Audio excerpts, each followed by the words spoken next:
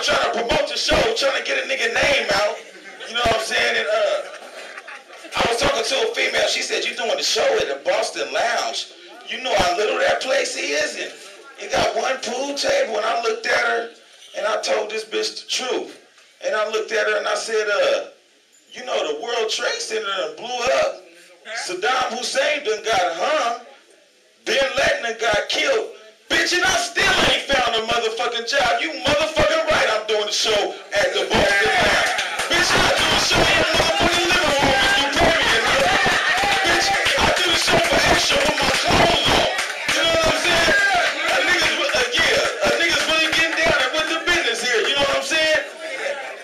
And I mean, speaking of Bin Laden that got caught, that shit make the U.S. look bad. I mean, he's walking around Pakistan picking up hoes and smoking kush, and ain't nobody seen him. Ain't nobody seen the motherfucker. Ray Charles and Stevie Wonder seen this motherfucker, made a call to Obama. This nigga walking around here.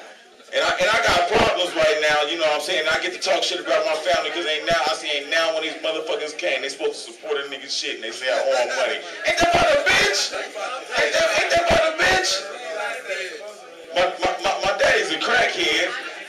And I ain't got a problem with the nigga being a crackhead. You know, I got a problem that the motherfucker got the nerves to be a handsome crackhead, though. The nigga got the nerve to be a, yeah, man, the niggas at the casinos, the niggas at the club with me kicking it and shit. And I said, man, I got upset with the nigga. Don't y'all got a crackhead code of conduct? Ain't you supposed to be having busted shoes and pushing the shopping cart? They gonna whoop your ass. They gonna whoop your ass right now. I see it right now on the Sacramento News. Crackhead got his ass whooped by other crackheads trying to wear Sean John, looking good. and I mean, my family's fucked up right now. You know what I'm saying? My mom and my sisters is a combination of 937 pounds.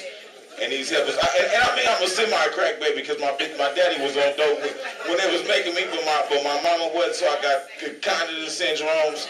You know what I'm saying? My mama's and my mom and my sisters is a combination of 937, 3 of them, and they got the nerves to look at me crazy. You know what I'm saying? Ooh, you getting smaller every time I see you. You look like your daddy. You get to looking like your daddy. You sure you ain't fucking with that shit? No. Every time I see your ass is eating and getting bigger and bigger. Every time everything look big, look small to your little ass right now. To your big ass. High as fuck right now. Niggas drunk, you know what I'm saying? I got an uncle, and my uncle's fucked up. This nigga's like a super crackhead. This nigga's like one of them Ripley's, believe it or not, motherfucking crackheads. I mean, this nigga's supposed to have been done dead. This nigga's supposed to have been died a long time ago. This nigga got shot 3 times in the chest, ran over by a station wagon, beat with a bat. You just wave a dub in this nigga face. This nigga get up like Lazarus. This nigga come back from the dead like, this nigga wake up from the dead like Frankenstein. Nigga wave a dub, that nigga get right back up like a motherfucker. This nigga so smoked out. This nigga get back up, fix 3 transmissions, make a CD. I call that nigga Uncle Crackavelli. Nigga come back from the dead.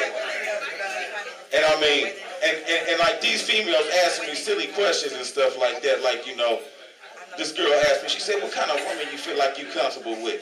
And I said, you know, right now, at this time, I got an anger problem, you know, I like a big woman. And she, maybe twice my size, she said, why you like that? And I said, because, you know, women like to roll their neck and talk shit. I get a big woman so I can knock her ass right out and I ain't got to feel like a punk. Knock her ass right upside her head and got to feel like a, and I took one of my big women to church, and she looked at me and she said, you know, how I look in this dress right now? Well, you know, we in church, I ain't gonna lie, you look big as hell. And hell's a big place, because I know a lot of people going right now. Yeah. And ladies, if you see a nigga like me at the light rail with some $39.99 Nikes on and some pants from DD's Discount at the light rail station with a pack of GPC cigarettes, don't ask me to buy you a motherfucking thing, because you should already see where I'm at in life. You know what I'm saying? I'm gonna get the idea that you trying to be funny right now. Yeah, bitch, you got jokes. You know what I'm saying? for real, I can't do a motherfucking thing for you right now. And at the same time, and white people, hey, white people, I think it's a white person out here. I think it's a white person out here right now. White people, whenever the white people, they losing their motherfucking mind. Black folks, console your white friends right now. Why they going through this shit, why they going through the recession. We know how to make this shit look good. And you know, my white friend came in, what am I going to do? I don't have no food. Bitch, you going to sign up for food stamps.